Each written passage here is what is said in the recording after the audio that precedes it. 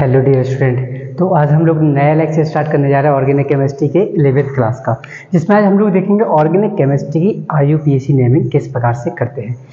IUPAC naming चाहे 11th class में हो, चाहे 10th क्लास में हो या फिर 12th क्लास में हो, ये 2 नंबर का फिक्स ही होता है। ये मोस्ट इंपॉर्टेंट लेक्चर में से एक ही लेक्चर तुम्हारा होने वाला है।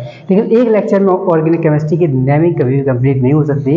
ये नेमिंग में तुम्हारी 11th class, 10th class, 12th class, JEE mains, IIT JEE advance level plus NEET level, इसके अलावा किसी भी अगर इंट्रेंस एग्जाम की बात करते हो तो उसमें जो केमिस्ट्री की IUPAC नेमिंग आएगी, इससे बेटर, इससे सरल तरीके से कोई नहीं बताने वाला है। प्लस इससे एक्स्ट्रा में कुछ भी IUPAC नेमिंग में नहीं आने वाला।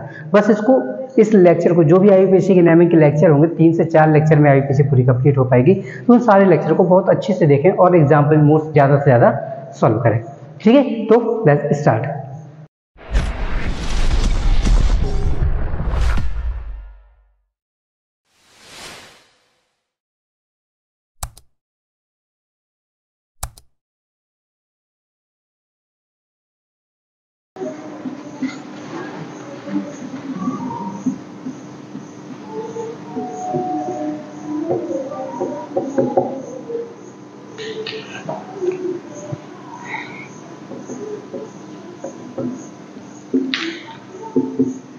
तो हम लोग बात करने जा रहे हैं IUPAC नेमिंग की।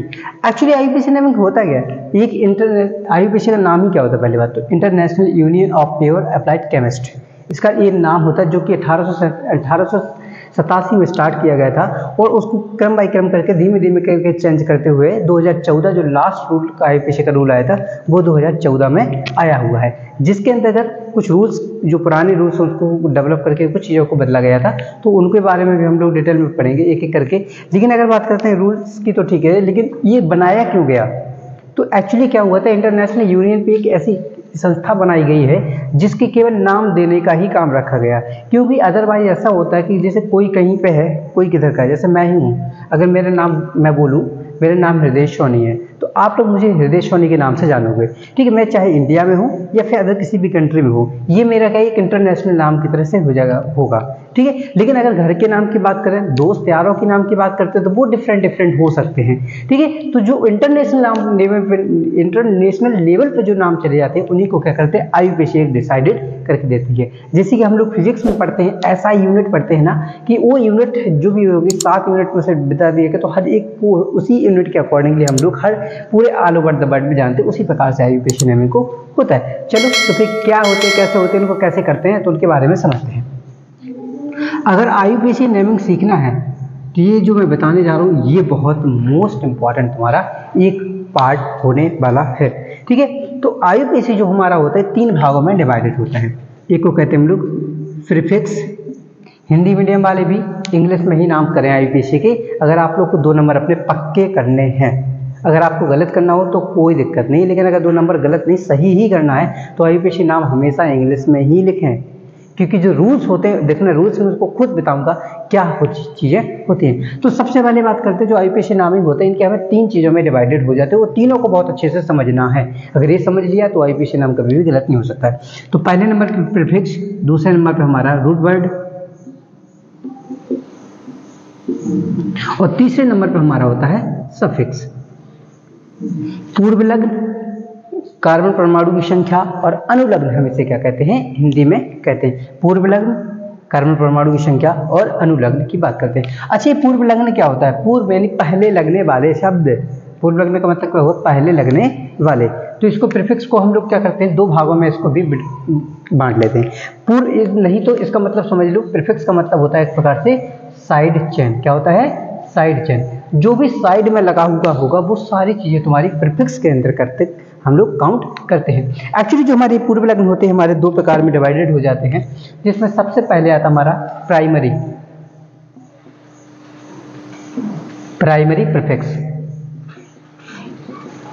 तो प्राइमरी प्रीफिक्स में अंतर्गत क्या आते हैं? तो प्राइमरी सफिक्स के जो प्राइमरी प्रीफिक्स है हमारे, इसमें केवल हम 3 चीज़ों के बारे में ही देखते हैं। जो सबसे पहला आता है इसमें साइक्लो, इसमें 3 ही चीज़ें आती हैं,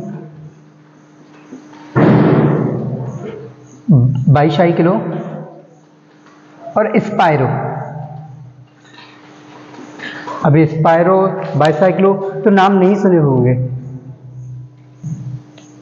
ओके, तो देखो जरा बाइसाइक्लो और स्पायरो की बात करते हैं, ये क्या होते हैं, डिफरेंट होते हैं। अगर हम नीट लेवल की बात करते हैं या फिर जी मेंस की बात करते हैं या फिर अदर एंट्रेंस एग्जाम की बात करते हैं, तो ये बहुत जरूरी चीज़ है। बाइसाइक्लो की नेमिंग और स्पायरो की नेमिंग हम इन लोग को भी समझेंगे एक करके। यानी कि जब भी चीज़ लगी हुई होंगी तो इनका नाम हम लोग को क्या करना है, प्राइमरी प्रीफिक्स यानी कि साइड चेन के तौर पर इनका नाम पहले लिखना हुआ होगा। ठीक है, दूसरा होता है हमारा secondary suffix, secondary prefix. Secondary prefix की अगर बात करते हैं तो इसमें हमारे जो फ्लोरीन, क्लोरीन, ब्रोमीन वगैरह होते हैं, fluorine, chlorine, bromine, iodine, nitro, nitroso, साथ में फंक्शनल ग्रुप।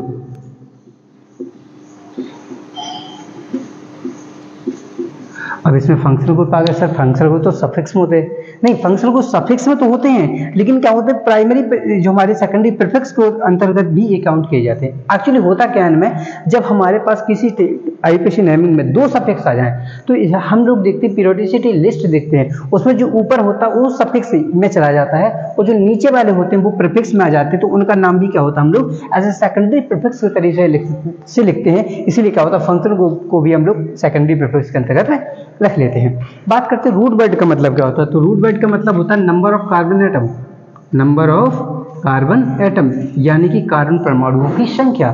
तो कार्बन परमाणु की संख्या के लिए क्या करते हैं हम लोग, जैसे कार्बन, एक कार्बन के लिए मैथ यूज करते हैं, 2 कार्बन के लिए एथ यूज करते हैं, 3 कार्बन के लिए प्रॉप,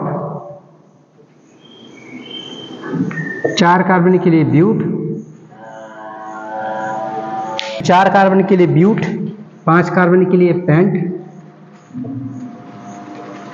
6 कार्बन के लिए हेक्स, 7 कार्बन के लिए हेप्ट, 8 कार्बन के लिए ऑक्ट, 9 कार्बन के लिए नॉन, 10 कार्बन के लिए डेक।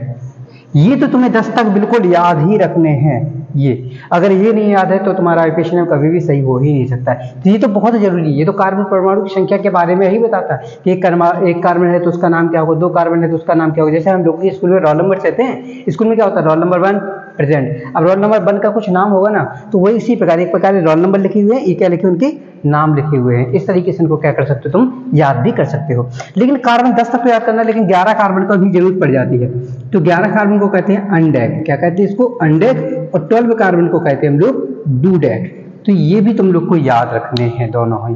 तो एक meth, eth, prop, but, pent, hex, hept, carbon 7, hept, oct, non, dec, undec और डूडेक क्या होते हैं, इनके नाम होते हैं। इसकी बात करते हैं सफिक्स क्या होते हैं। तो सफिक्स भी जो होते हैं इसके 2 टाइप्स में डिवाइडेड हो जाते हैं। सफिक्स भी कितने प्रकार में डिवाइडेड होते हैं, 2 टाइप्स में। एक को कहते हैं हम लोग प्राइमरी सफिक्स,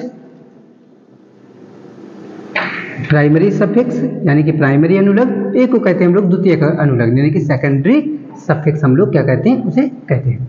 अच्छा, ये प्राइमरी सफिक्स क्या होते हैं, तो हम लोग बात करते हैं ना एल्केन, एल्कीन, एल्काइन, जो हम लोग को क्लास 10th में भी पढ़ना है, क्लास 11th में भी पढ़ना है, क्लास 12th में भी पढ़ना है, सारी क्लासों में जरूरत हमारी है। तो ये प्राइमरी जो एल्केन की बात करते हैं, यानी सिंगल बॉन्ड का जो नाम होता है उसे एल्केन कहते हैं। हम लोग अभी देखिए भी पीछे, डबल बॉन्ड के लिए एल्कीन यूज करते हैं और ट्रिपल बॉन्ड के लिए क्या करते हैं, एल्काइन का यूज करते हैं। ठीक है, तो सिंगल बॉन्ड कहीं पर भी अगर कार्बन कार्बन के बीच में आता है तो एन का यूज करते हैं। क्या करते हैं, एन। डबल बॉन्ड आएगा तो ईन और ट्रिपल बॉन्ड आएगा तो आइन। ये अगर हमारे देखो, इनके बिना तो कार्बन का कोई कंपाउंड हो ही नहीं सकता है। ऐसा कोई भी कार्बनिक कंपाउंड नहीं है जिनमें ये ना लगा हुआ हो। ओके, तो ये इनके बिना अगर एल्कीन, एल्कीन, एल्काइन की बात करते हैं, इनके बिना कोई भी हमारा कार्बनिक कंपाउंड पॉसिबल ही नहीं है ऑर्गेनिक कंपाउंड का। ठीक है, अब बात करते हैं सेकेंडरी सफिक्स क्या होते हैं। तो जो सेकेंडरी सफिक्स में जितने भी फंक्शनल ग्रुप होते हैं, all type of functional group are known as secondary suffix. क्या होते हैं, फंक्शनल ग्रुप जो हमारे होते हैं।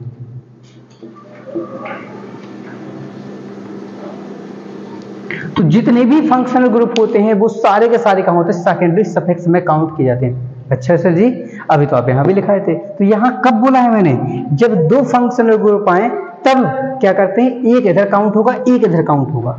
तो एक इधर कौन सा काउंट होगा, जो टेबल में सबसे ऊपर बना होगा वो इधर काउंट किया जाएगा, और जो टेबल में नीचे आ जाएंगे वो क्या होंगे, इधर काउंट कर लिए जाते हैं। तो ये टेबल जो बनी हुई है ये IUPAC नेमिंग के लिए बहुत ही जरूरी टेबल बनाई हुई है। तो इसी प्रकार से हम इसका IUPAC की नेमिंग करनी पड़ती है।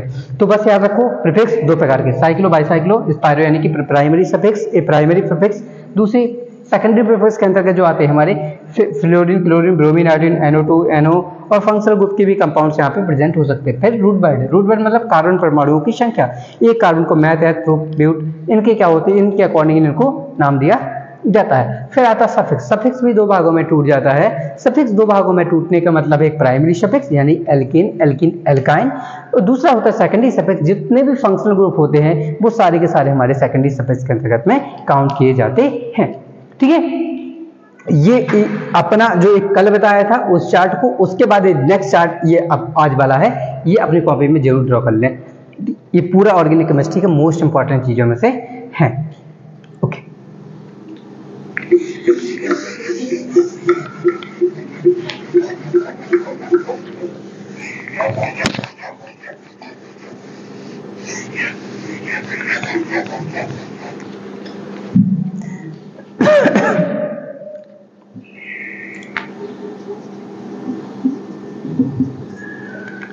ओके तो ये तो हो गया था, हमारा चार्ट हो गया था। अब बात करते हैं अगर IUPAC नाम आ जाए तो लिखेंगे कैसे। तो उसके लिए एक मैं फॉर्मूला बता रहा हूँ, उस फॉर्मूला को भी याद रखना। उस फॉर्मूले के अकॉर्डिंगली क्या करते हैं हम लोग IUPAC नाम लिखेंगे।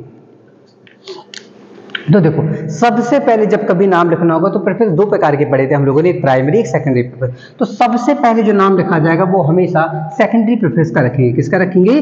सेकेंडरी प्रीफिक्स का नाम। अगर है तो लिखेंगे और नहीं है तो नहीं लिखेंगे। तो सबसे पहले नाम लिखेंगे सेकेंडरी प्रीफिक्स, फिर लिखेंगे हम लोग इसके बाद में लिखेंगे प्राइमरी प्रीफिक्स। किसका लिखेंगे? Primary prefix. वही चीज अगर होगा तो लिखेंगे, नहीं होगा तो नहीं लिखेंगे। लेकिन इसके बाद में लिखना है हमें रूट वर्ड यानी कार्बन परमाणु की संख्या, वो तो हर में होगी, उसके बिना तो कंपाउंड होगा ही नहीं। तो क्या लिखते हैं उसके बाद में लिखेंगे हम लोग रूट वर्ड। फिर तीसरे नंबर जो हो गया, इसके बाद में आता सफिक्स। सफिक्स दो प्रकार के थे हमारे, प्राइमरी सफिक्स और सेकेंडरी सफिक्स। तो सफिक्स का नाम लिखते पहले प्राइमरी सफिक्स का लिखेंगे,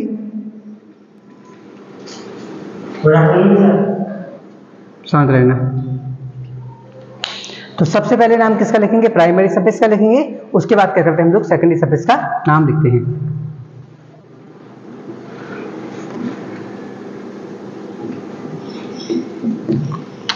तो जब भी IUPAC नाम लिखना होगा तो हमें किस प्रकार से चलेंगे? सबसे पहले प्राइमरी सफिक्स, प्राइमरी प्रीफिक्स, फिर सेकेंडरी प्रीफिक्स, फिर प्राइमरी प्रीफिक्स, फिर रूट वर्ड, फिर प्राइमरी सफिक्स, और फिर क्या होता है उसके बाद में सेकेंडरी सफिक्स को लिखेंगे एक एक करके। ये जो होगा इस सब नंबर, अगर कोई इनके किसी कार्बन पर नंबर लगा तो उस नंबर के अकॉर्डिंगली भी हम इनको लिखते हैं। तो इस चीज को जरूर करके याद रखना। बाकी इसके रूल्स जो होते हैं, IUPAC के जो रूल्स होते हैं उनको हम लोग नेक्स्ट लेक्चर में डिस्कस करेंगे। ठीक है, तो आज के लेक्चर के इतने ही रखते हैं। ये जितनी भी चीजें बताई इनको अच्छे से देख लेना एक बार, और बहुत ही इंपॉर्टेंट लेक्चर है क्योंकि तुम लोग का। ठीक है, बाकी वीडियो को लाइक से सब्सक्राइब जरूर करें। Thank you.